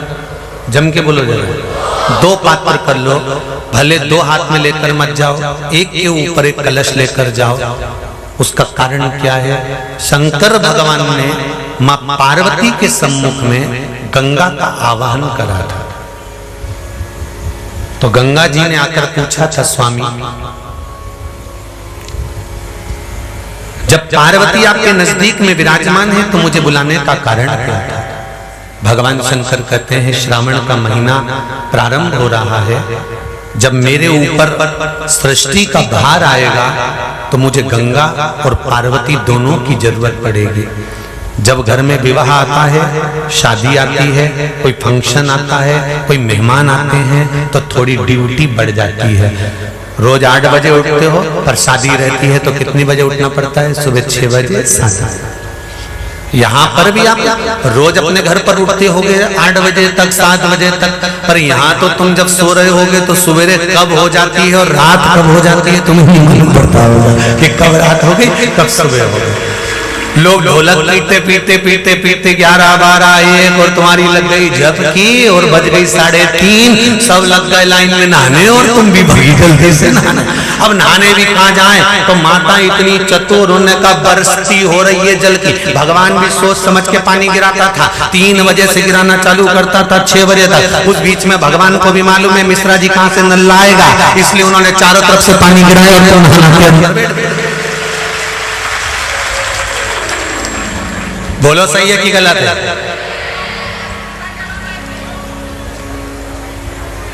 सब बाहर निकली धीरे से,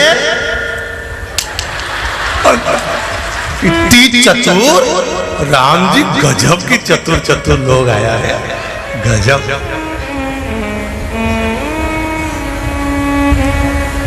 पर एक बात कहूंगा, दिल लेकर आए हो, मेरा महादेव भी तुमको दिल से लुटाएगा, ये पक्का है। दिल लेकर आए हो,